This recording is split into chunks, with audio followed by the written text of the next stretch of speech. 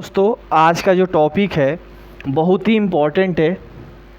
याद रखिएगा, कभी भी ऐसे क्वेश्चन अगर आते हैं, आपको कभी भी दिखे ऐसे क्वेश्चन, तो ऐसे क्वेश्चन को कैसे सॉल्व करते हैं उसका तरीका मैं बताने जा रहा हूँ आज। बहुत ध्यान से समझिएगा इसको। जैसे लिखा हो √2 प्लस √2 प्लस √2, तो आपको इसमें ध्यान क्या देना है, यहाँ पे प्लस का साइन, ये प्लस का साइन आपको ध्यान देना है। क्लियर है? और ये जो आगे नंबर लिखा है, अगर ये सेम है, ध्यान देना। जैसे मान लो यहाँ पे लिखा है 2 लिखा है ना, तो इनका डिफरेंस करना है आपको। इनको ऐसे फैक्टराइज करिए कि इनका जो डिफरेंस आए वो 1 आए। डिफरेंस मतलब माइनस करने पर 1 आए। तो इनका फैक्टर क्या होगा? तो इनका फैक्टर होगा 2 × 1। यही तो होगा। देखो 2 1 ज़ा 2, और 2 और 1 का जो डिफरेंस होता है, इन्हें माइनस करिएगा अगर, तो आप ध्यान से देखो, इनका जो डिफरेंस होगा वो 1 आएगा, है ना? 1 आएगा। अब इन दोनों में से कौन सा नंबर होगा, तो ध्यान देना है। अगर यही प्लस यहाँ पे लगा है तो इसका आंसर हो जाएगा 2। अगर प्लस का साइन है तो जो बड़ा नंबर होता है, बिग नंबर, उसे हम लेंगे। और अगर सर माइनस लगा हो तो माइनस लगा होगा तो स्मॉल नंबर, खत्म, है ना? अगर प्लस है तो बिग नंबर और स्मॉल है तो माइनस, अगर माइनस है तो स्मॉल नंबर। ठीक है? ऐसे ही 72 का करते हैं। देखो 72 का ऐसे फैक्टर करिए कि इनका जो डिफरेंस आए वो 1 आए। इनका जो डिफरेंस आएगा वो 1 आना चाहिए। तो इनका फैक्टर करने पर देखो मिलेगा 9 × 8। बोलिए 9 8 ज़ा कितना होता है? 72, और 9 - 8 करोगे तो कितना आएगा? 1। तो डिफरेंस 1 आएगा कि नहीं आएगा? तो बिग नंबर क्या है? 9, यानी इसका आंसर हो जाएगा 9। अब तो ये देखकर ही बता लोगे, है ना? 1 1 10 है, 1 1 0 है, तो इसमें इनका फैक्टर करिए तो इनका फैक्टर हो जाएगा 11 × 10। देखो 11 10 ज़ा 110, और इनका जो डिफरेंस आना चाहिए 1 आएगा। देखो 11 से 10 गया 1, तो बड़ा नंबर कौन होगा इसमें? 11, तो इसका आंसर होगा 11। यहाँ पे देखो लिखा है 12, और 12 का फैक्टर होता है 4 × 3, तो इसमें इनका जो डिफरेंस आएगा, ध्यान से देखो, 1 आएगा।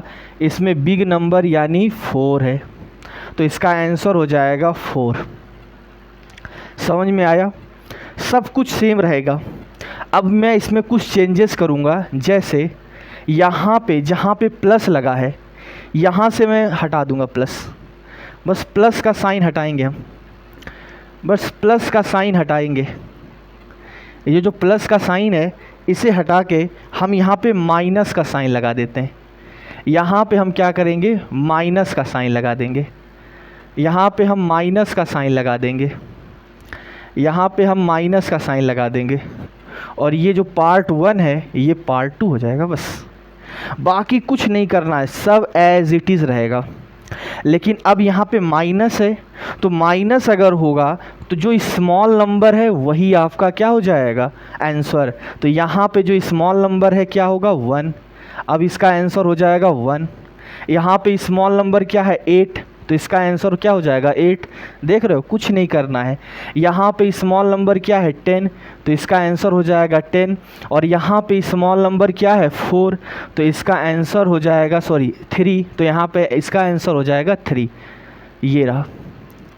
तो याद रखिएगा, अगर यहाँ पे प्लस होगा तो बिग नंबर, और अगर यहाँ पे माइनस होगा तो स्मॉल नंबर लेंगे। अब मन में ये भी तो आएगा कि अगर ना ही प्लस हो ना ही माइनस हो तब क्या करेंगे? ध्यान देना, अगर यहाँ पे प्लस भी ना हो और माइनस भी ना हो, अगर यहाँ पे प्लस भी ना हो और माइनस भी ना हो, तब क्या करेंगे? तब इसका आंसर क्या आएगा? ध्यान देना। अब देखो यहाँ पे अगर प्लस और माइनस नहीं रहेगा तो ये आपस में क्या हो जाएंगे? मल्टीप्लाई।